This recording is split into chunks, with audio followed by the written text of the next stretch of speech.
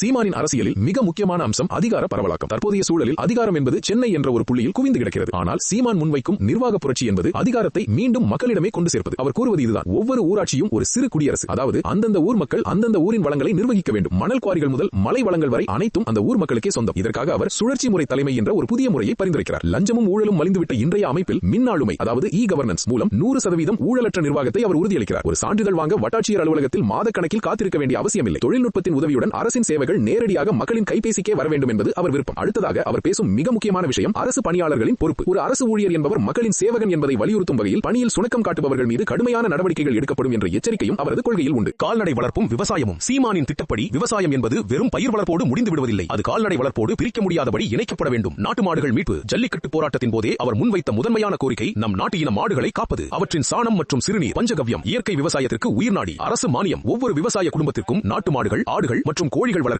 அரசு சிறப்பு மானியமும் அதற்கான தீவன காடுகளையும் உருவாக்கி தரும். பால் உற்பத்தி. தனியார் பால் நிறுவனங்களின் ஆதிக்கத்தை குறைத்து உள்ளூர் கூட்டுறவு சங்கங்கள் மூலம் பால் உற்பத்தியை பெருக்கி கலப்படமில்லாத சுத்தமான பாலை மக்களுக்கு கொண்டு சேர்த்தல். பனை பொருளாதாரம். தமிழ்நாட்டின் மாநில மரமான பனைமரத்தை ஒரு கற்பக தரு என்று சீமான் அழைக்கிறார். இதற்கென ஒரு தனி அமைச்சகத்தையே அவர் உருவாக்க திட்டமிட்டுள்ளார். நீராதாரம். பனை மரங்கள் நிலத்தடி நீரை சேமிப்பதில் மிகச்சிறந்தவை. எனவே நீர்நிலைகளின் கரைகளில் கோடிக்கணக்கான பனை விதைகளை நடுதல். பொருளாதார வருவாய். பதநீர், கருப்பட்டி மற்றும் பனங்கற்கண்டு மற்றும் பனைநார் பொருட்கள் மூலம் பல்லாயிரம் கோடி ரூபாய் வருவாயை ஈட்ட முடியும். இது கள்ளை ஒரு உணவு பானமாக மாற்றி வெளிநாட்டு மதுக்கடைகளுக்கு மாற்றாக மாற்றுவதற்கான ஒரு திட்டமாகும். நீர் மேலாண்மை. காய்ந்த நிலம் இல்லை. விவசாயத்திற்கு மிக முக்கியமானது தண்ணீர். இதற்காக அவர் முன்வைக்கும் நுட்பமான திட்டங்கள். சங்கிலி தொடர் குளங்கள். மழை காலங்களில் வீணாக கடலில் கலக்கும் நீரை பழைய காலத்து சங்கிலி தொடர் குளங்கள் முறையை மீட்டு உருவாக்கம் செய்து ஒரு குளம் நிறைந்தால் அடுத்த குளத்திற்கு நீர் செல்லும் வகையில் அமைத்தல். ஆற்று மணல் பாதுகாப்பு. ஆற்று மணல் கொள்ளையை தடுத்தால் மட்டுமே நிலத்தடி நீர்மட்டம் உயரும் என்பதால் மணல் குவாரிகளை முற்றிலுமாக மூடிவிட்டு அதற்கு மாற்றாக சாண்ட் பயன்பாட்டை அரசு முறைப்படுத்துதல். விவசாய தொழில்நுட்பம் மற்றும் ஆராய்ச்சி. சீமான் நவீன தொழில்நுட்பத்திற்கு எதிரானவர் அல்ல. ஆனால் அது மண்ணை சிதைக்காத தொழில்நுட்பமாக இருக்க வேண்டும் என விரும்புகிறார். வேளாண் ஆராய்ச்சி மையங்கள். ஒவ்வொரு மாவட்டத்திலும் மண்ணின் தன்மைக்கேற்ப எந்த பயிரை விளைவிக்கலாம் என்று வழிகாட்ட வேளாண் ஆராய்ச்சி மையங்கள் அமைக்கப்படும். எந்திரமயமாக்கல். நடவு செய்தல் முதல் அறுவடை வரை கடினமான வேலைகளுக்கு அரசு குறைந்த வாடகையில் எந்திரங்களை வழங்கும். இது ஆட்கள் பற்றாக்குறையை சமாளிக்க உதவும். மதிப்பு கூட்டுதல். விவசாயி விளைவித்த பொருளை அப்படியே விற்காமல் அதை தரம் பிரித்து மாற்றும் போது லாபம் பல மடங்கு பெருகும். ஊர்தோறும் தொழிற்சாலைகள். தக்காளியை சாசாகவும் மாம்பழத்தை சாராகவும் கரும்பை வெல்லமாகவும் மாற்றும் சிறு தொழிற்சாலைகள் அந்தந்த கிராமங்களிலேயே அமைக்கப்படும். இதன் மூலம் கிராமப்புற இளைஞர்களுக்கு வேலை வாய்ப்பும் விவசாயிகளுக்கு அதிக லாபமும் கிடைக்கும். உலகளாவிய சந்தைப்படுத்துதல். ஏற்றுமதி மையம். தமிழ்நாட்டின் பாரம்பரிய அரிசி ரகங்களான